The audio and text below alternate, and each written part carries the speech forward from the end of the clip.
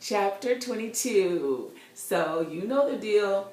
Go read the other chapters if you have not already read the other chapters, or listen to the other chapters and then join in. So chapter 22, enjoying my amazing journey. How did I embrace change and help Kenda embrace the change? Positive thinking is the key. Yes, I was worried about my cancer treatment care changing and Kenda in a new environment, but I pushed those worries aside. My mom taught me when I was young to embrace change, remember? I was committed to looking forward to the exciting opportunity to see new things, meet new people, support Kendall, and expose Kenda to something new. Go for it. We looked online to see what things the Amarillo area offered for entertainment. They had an amusement park and a water park. Kenda was definitely excited about visiting those places. We checked out the school website and saw a lot of pictures of kids doing fun activities. Kenda was still sad, but she said she had something fun to look forward to in Texas. I researched the Harrington Cancer Center on my own time since my care would be transferred to them, and they had great reviews. We were going to give the move to Texas a chance. The road trip was long but exciting. I had made sure Kenda had her favorite fleece blanket and her pink satin pillow in the back seat of the Sonata. Even though she was 5'8" and all legs, she said that she was comfortable. Buster was definitely comfortable because sometimes he would lie next to Kenda in the back seat, or sometimes he would lie up front on my lap pillow. Kendall volunteered to drive since the driver's side had more room for his 6'5" frame. He had already driven to Amarillo and back twice, so he knew Interstate 40 was the best way to go. We reserved a hotel in Santa Fe, New Mexico. We knew we could drive the first 10 hours to Santa Fe, then after a good night's sleep, we would finish our trip into Amarillo. Exactly as we planned, on December the 23rd, just in time to celebrate Christmas, we arrived in Amarillo. The Amarillo weather welcomed us with a white Christmas. Yes, snow in Texas. I realized the one thing Kenda and I did not research was the weather. Funny, but I thought Texas was always hot. Not. Kendall had found us a community in which to buy a new home, but it was being built from the ground up. It would not be ready until March. Happy birthday to me. So Kendall drove us to the apartment that we would live in until March. It was a new gated complex with nicely manicured lawns and close to shopping. Our apartment was on the 3rd floor. Ugh. 3 months of lugging groceries upstairs, walking Buster downstairs to do his business, and dragging my body up and down daily in the snow. Hurry up, March. Kenda, Buster, and I actually had fun in the snow. We made a snowman on the balcony using one of my wigs I had bought after my hair fell out. It looked hilarious. We walked around the complex, kicking up the snow and making snow angels in the snow-covered grass, avoiding the yellow snow, of course. It was not our normal glitzy Christmas, but we hung lights and exchanged gifts, with the promise of a big Christmas in 2015. Kendall had to work every day, so he may not have enjoyed the snow as much since he had to drive in it. When school started in January, I did not enjoy the snow as much either, because I had to take Kenda to school and run errands in it. But I managed, for a Cali girl. After the first couple of months of driving the Sonata in the snow, I said to Kendall, I am a Cali girl, you know. I do not like driving in the snow. I especially do not like driving in the snow in a low vehicle because it doesn't have 4-wheel drive, it is low to the ground, and all of the trucks and SUVs kick up snow in front of me. Before next winter, Mama needs an SUV. Kendall looked at me and smirked, but he didn't say no. I accepted that as acknowledgement of my need. It's a wifey thing. The transfer of my medical care and our insurance was the most frustrating part of our move to Texas. It was more time consuming than I had anticipated. Thank God for faxing, scanning, and emailing. It took about 25 days to get the insurance straightened out and another 30 days to get seen by my new primary care doctor. I see why some people just give up and stop going to the doctor, but I did not have that option if I wanted to continue to live cancer-free. Finally, in March, Right before we moved into our new home, I had my first visit at the Harrington Cancer Center. The Harrington Cancer Center is organized and truly focuses on the patient's needs. Every staff member, from the physicians, nurses, and technicians to the receptionists, understands that patients dealing with cancer are usually tired, worried, and or scared. Every time I walk in the doors of the Harrington Cancer Center, I feel their support and attempt to lighten my emotional load. They have televisions in every waiting area. They have puzzle tables set up for anyone to work on puzzles. They have a shelf of books and magazines that you can take from freely and donate to as well. There is a popcorn popper and a gentleman who boxes up the popcorn for everyone to enjoy. Really, popcorn. He delivers several boxes to the room where the infusion therapy is administered. In the infusion therapy room, there are televisions, and all of the nurses go out of their way to make the patients comfortable. First, the nurse offers you a heated blanket, then a beverage, juice, coffee, tea, or hot chocolate, and or a snack. If you want to read, sleep, or watch television while you receive the infusion, the nurse would offer any help needed to get you comfortable. I must admit, there were a couple of occasions where their kindness and the weight of what I was dealing with would bring me to tears. "Are you okay, honey?" one nurse asked me. "Yes, I'm okay. I just appreciate what you do for me." "Thank you," I said to her as I wiped my tears and thought another thank you to God.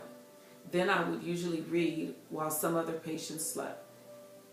While God was blessing me with my caring medical providers, He was blessing Kenda with caring educational providers. The teachers and principal at Kenda's new school made sure she knew she could ask them for help at any time. Kenda was amazed that she only had 16 kids in her class, which was half the size of her classes in California. She could ask her teachers for help during class and get her work done at school. No homework. She did not miss the daily 2 hours of homework in California. She made friends the first week she started school and participated in the school spirit events happily. It took a load off of our minds to see that Kenda was happy in Texas. The opportunities for fun and adventure in Texas continued as we moved into our new home and kept receiving the prizes from The Price is Right. The karaoke machine, the television, the gym equipment, and everything else was showing up day after day. If we weren't putting together one of the prizes, we were out exploring cities of Amarillo and Canyon. Palo Duro Canyon is the second largest canyon after the Grand Canyon, and it's in the area. We had no idea it existed. We toured the canyon and were amazed at the beauty of it. The plateaus and the trails made us think about the wonderful way that God created everything around us. We should not have been surprised that God surrounded us with kind people and an awe-inspiring environment. It's what He does. The beauty of the canyon matches the beauty of the people. Everyone is polite and greets us with smiles or a wave. A fellow customer at the Waffle House noticed Kendall's USMC hat and paid for Kendall's breakfast. He said, "Thank you for your service," and walked out of the door. Very generous. I have been equally touched by the care and concern the community has shown me as a breast cancer survivor. The local high school volleyball team honored me during their Breast Cancer Awareness Month event called a Pink Out. The team had no idea that their honor would touch my heart as it did, but I will forever remember it. I truly regret that Kendall and I were finishing our Tonga trip on the day of the event. Otherwise, each girl would have gotten a big hug from me. Funny, I guess the trip helped them dodge an awkward moment. Yes, I did say we had just finished our Tonga trip. The trip to Tonga that I won from The Price is Right enhanced my life. It is amazing that by trusting God with my life and the journey of my life, He will take me places that I could never have imagined. I mean, never have imagined. Before I won the trip, I had no idea where the Tongan Islands were located. Now, after flying 17 hours each way, relaxing on the beach covered in shells, watching the calm ripple of waves with my husband, and enjoying the delicious food at the remote little resort, the Sandy Beach Resort Tonga, I know that islands in the kingdom of Tonga are in paradise. Was it romantic? Everyone asked us that question when we came home. Yes, totally romantic. Kendall and I sitting side by side on lounge chairs, feeling the warmth of the sun on our skin while shaded by a palapa. After I leaned over for a kiss, I chuckled to myself because I visualized us as the characters in either the commercial with the 2 bottles of beer between us or the one with us in 2 clawfoot tubs side by side as we looked out at the calm blue ocean. Funny, but I am not a beer drinker, and he definitely doesn't need anything to increase his function. Whether we were laughing, relaxing, or walking along the beach, we knew we were blessed to be there together. I'm telling you, the Sandy Beach Resort in Tonga is amazing. It's just on this little strip of an island. The island's called Foa, and that's in the Ha'apai island group. So there's several little islands together, but Foa is where the Sandy Beach Resort is. And it was absolutely amazing. So beautiful. We canoed. We ate wonderful meals prepared by their cooking staff. Just everything was amazing. You need to go. Book a trip. The majesty of God's greatness was evident on the 4th day of our stay, when I jumped off the deck of a boat into the ocean of the South Pacific and saw a female humpback whale and her calf swimming below me. In those moments, the overwhelming beauty and magnitude of what I was seeing renewed my faith that life after cancer was glorious and God would continue to put amazing things in my life. The moments immediately after that, however, shocked me into reality because I realized those whales were huge. I was in the ocean above them with merely a snorkel and a mask, treading water in choppy waves, and the boat was several yards away with my husband Kendall watching me closely. Okay, Carol, time to get out of the water. My brain screamed at me. I calmly signaled the guide that I was ready to get out. The guide called the boat over, and once I was back on boat beside Kenda, only then did I take a deep breath and laugh hysterically about the once-in-a-lifetime experience. I said the same phrase over and over with a different emphasis each time. I swam with the whales, I said simply. I swam with whales? I questioned my sanity. I swam with whales! I screamed with both confidence and judgment of my decision. It was life-changing. The owners of Sandy Beach Resort Tonga know that their guests come to the resort for the whale swimming experience, and they get their money's worth with amazing memories and GoPro images. But those wonderful owners, Boris, Jurgen, and Heidi, had no idea that giving Kenda and me the day out with the whales would reignite my passion for life. They did not know that I had battled cancer twice and went on the trip for a much-needed rest and vacation with my husband. Every moment at the Sandy Beach Resort Tonga made me feel like a child experiencing the wonders of life. Exotic flowers, brilliantly colored butterflies, and the ocean with every shade of blue rippling along the beach made my eyes light up. Every person we met during our trip shared a piece of their journey, which enhanced mine. Sharing those days, moments, and memories with Kendall and Tonga reminded me of our first year we met. We laughed freely and enjoyed every moment we spent together. We vacationed in Tonga without worry of our health, without concern of Kenda's needs, without thoughts of any of the trials and tribulations that we have had to deal with and overcome recently or in the last 18 years. Every day, and then it is necessary to relax with your mate. Every now and then, it is necessary to relax with your mate. Laugh hard, eat the best, sleep until you wake, and appreciate life. Enjoying the rewards of hard work makes it easier to get back to business and family's needs when the time comes.